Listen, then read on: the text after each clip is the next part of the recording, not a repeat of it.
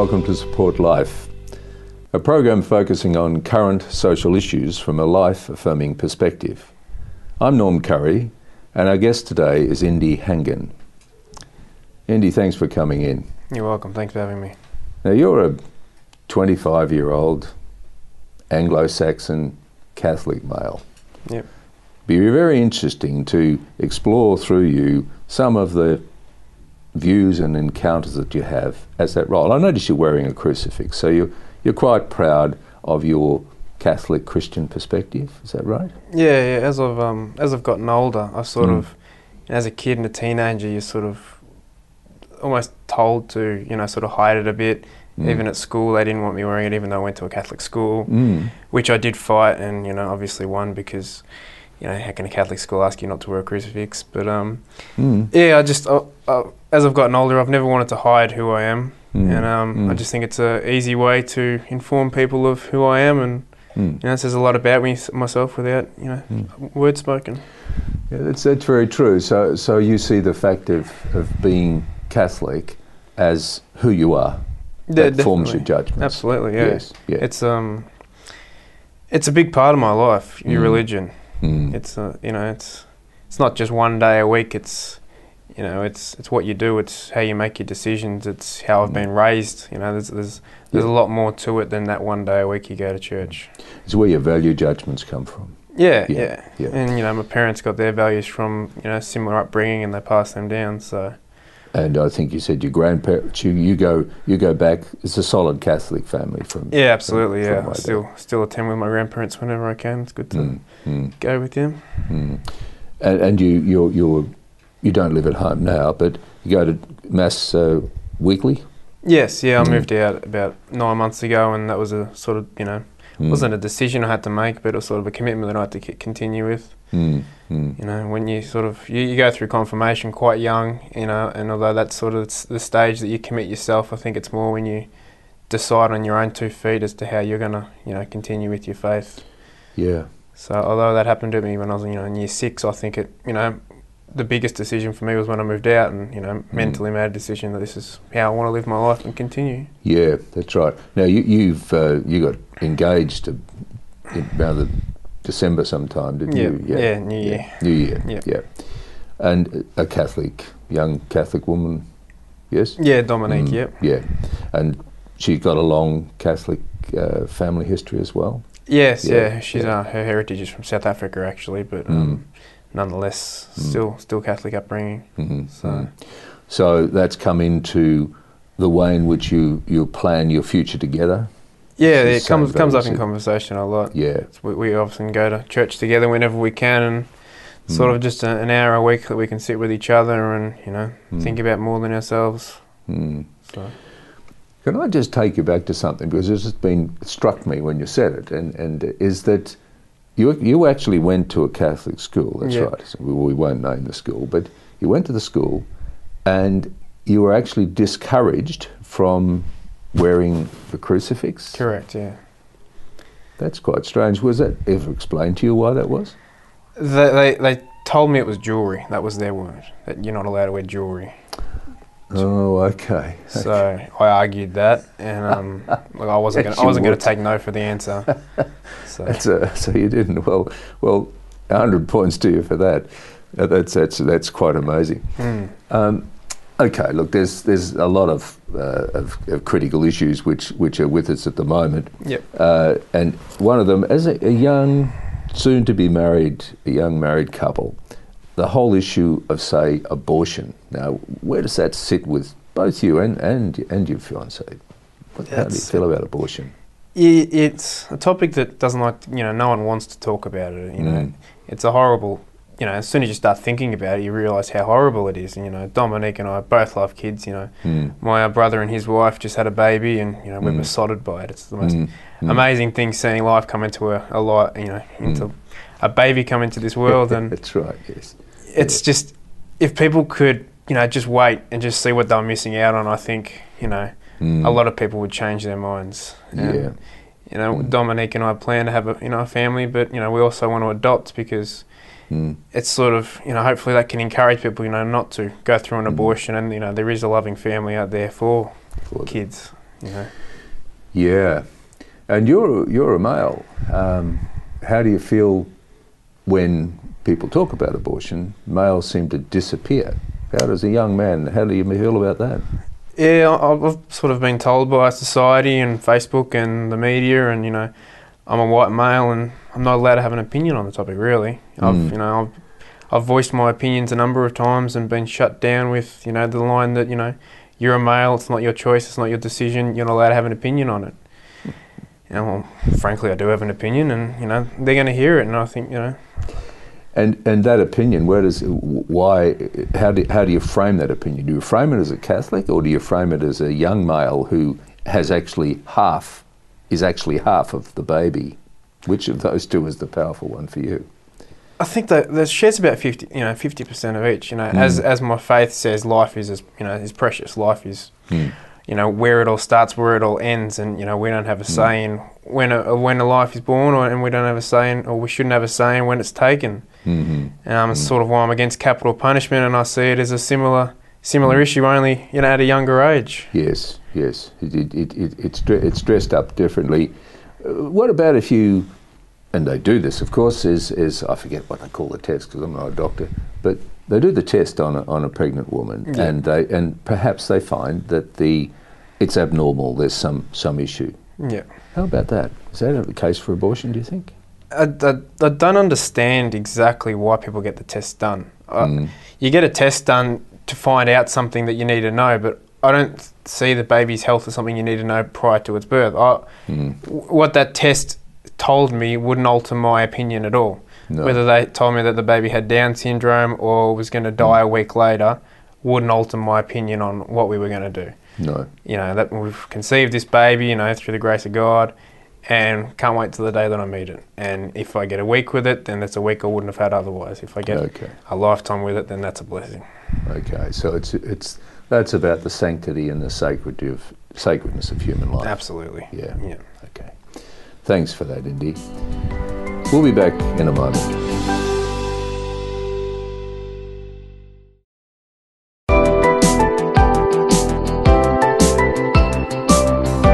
Welcome back to Support Life. I'm Norm Curry, and my guest is Indi Hangan. Indi, we were just discussing before the break the issue of abortion and whether one should have tests and whether one should abort on the basis of that. You have a younger brother who's an example of what happens if a child is born. Tell us a story about that. Yeah, so my younger brother Ezekiel, he's about 5 years younger than me. When he was born, he had a congenital heart defect, which was, as far as I know, I'm not a doctor, but he had about 6 holes in his heart. Right. And his aorta to his lungs wasn't there.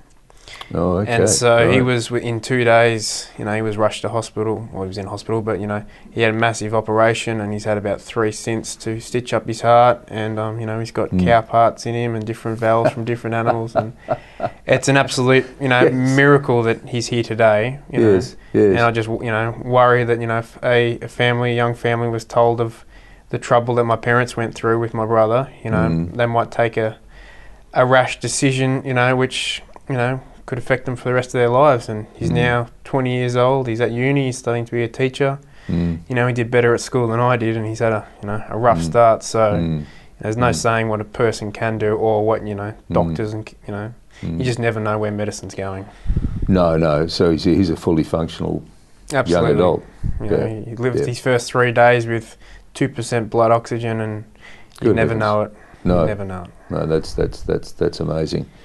And you and Dominique, your fiancé, you've discussed this, because clearly once you marry, you intend to have children, of course, as you said before. Yeah. So you wouldn't have the tests. No, it wouldn't alter. I almost find it insulting, you know, them wanting to tell me what's going to happen prior to, you know, they don't know. You know, they can guess, but they don't know. They've made mistakes before, and, you know, when someone's life's on the line, you know, it's easy to not make a mistake. Sounds like there might be a bit of a will of God in behind there. You're prepared to live by the will of God? Absolutely, yeah. I've trusted him so far, and he's done, you know, very well by me, and I have more than I deserve, and, you know, I'll continue to trust him. Okay, you're going to get married, and marriage, of course, is this misnamed, in effect, inadverted commas, marriage equality. Yeah. What sort of issues does that raise in you? The whole marriage is just being thrown up in the air. What do you think? How do you feel? It's strange nowadays because, you know, I can walk up to a person that I've never met and, you know, let them know that I'm getting married, and they don't know whether I'm going to Vegas to stand in front of Elvis, if I'm going to get signed at the civil registry, if I'm going to get married in a church like we are, or, you know, if we're going to enter into a civil union. You know, the word, you know, has 4 meanings nowadays, and it's sort of, you know, I feel like I have to specify which one. You know, I feel like I have to go, I'm getting married in a church to my fiancée, who is a gorgeous girl. You know, I feel like Yes. the word no longer has any specificity to it. Yes. So now, where do you get that? Do you get feedback on that? Is that Facebook feedback, or is that amongst your young friends, your peers?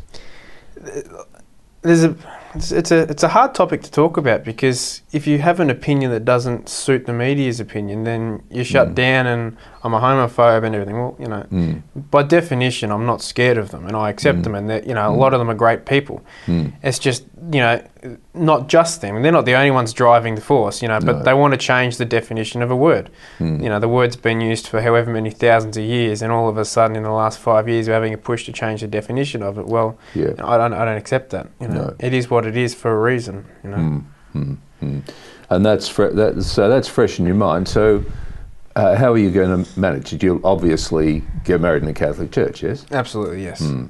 So we have had the discussions, you know, just trying to find out whether, you know, you need to get the legal side of, you know, marriage done, because in both of our eyes, you know, marriage is in front of God, you know, and it's a commitment to each other. The law of the land doesn't have much say in, you know, our opinion of it. Right. You know, whether we get some benefits from the government for being married, that doesn't bother me. That's just on the side. You know, in our mind, it's in front of God, in front of our friends, in front of our family, committing to each other for the rest of our lives. That's what marriage is to us. Right. That's an interesting perspective. And once again, if you discussed with your friends, is that shared by others? That willingness to see the sacredness of marriage in the church as being sufficient? It's probably the topic that I haven't spoken about the most. I think it's a very difficult topic, like abortion. I mean, I feel a lot more strongly on abortion, you know, at the moment, just because of the lives that are at stake. At the moment, you know, that we don't have, you know, same-sex marriage in the country, and although 3 other countries have, you know, recently changed their laws, you know, 270 odd haven't. So in my mind, you know, if I'm going to talk to peers about a difficult topic, it's going to be one that, you know, involves lives. Yes. So are you going to just use the formal Catholic Mass come wedding? You're going to... Yes, absolutely. Yeah. We'll celebrate Eucharist and, you know, the standard Mass along with the wedding. Yep. So, and then, is there a process where you want to celebrate it in a more general sense, like your reception? Is that somewhere will you be able to expand on marriage in a more general way in your celebration? Yeah, so my grandparents live in Bright, so we're having it at a winery up there, and we're making a weekend of it because a lot of Dominique's family's from overseas. Yes, so we didn't want to just jet set on a honeymoon straight after while they've made the effort to come and see us. So we're making there's a weekend with family and friends for our wedding, and the day after is going to be a barbecue, and we hope to spend as much time with everyone. Yeah. You know, there's a lot to do with family and marriage. You know, I wouldn't get it done without my family and friends around me. And what role does the priest play in that, in the sense that part of the requirement for marriage is you need to be counselled by the priest, isn't that right? Yeah. We're almost excited and looking forward to that stage. We're not scared by it. It's just going to open up conversations, you know, between us that we might not have had. Now, our strength, I believe, is that we can talk. We do talk. Yeah. And you know, there's a lot of topics in life that you don't think about till they come up. Well, you know, if the conversation could be had prior to it, and then you don't get surprised by it, well, then that's an advantage, and I think that's what he's going to bring to it. Yeah. So you trust him? Absolutely. Yes. Yeah. Thanks, Indi. We'll be back in a moment.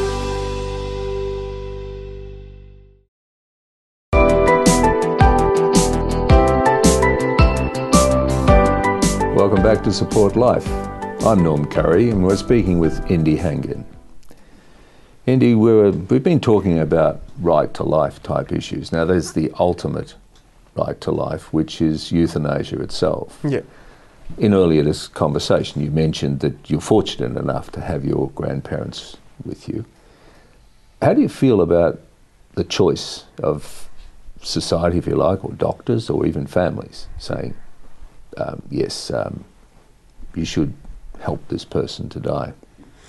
It just goes back to, whether you believe that you should have a choice in somebody else's, death or even in your own death. For me, God gave us life and, He will take it away from us at some stage, but we don't have a say in that. No. And I just think that it's, it's a system that is wrought with abuse. It's, as soon as you give somebody the power to take somebody else's life away, it can only go downhill from there. Yes. We will find out, faults in the system, but unfortunately the faults, by the time you found it out, people's lives have been lost. Yes. It's a lot to play with, mistakes in a legislation like that are very costly, and can't put a price on it, can't put a price on somebody's life. That's right. And it's pretty final.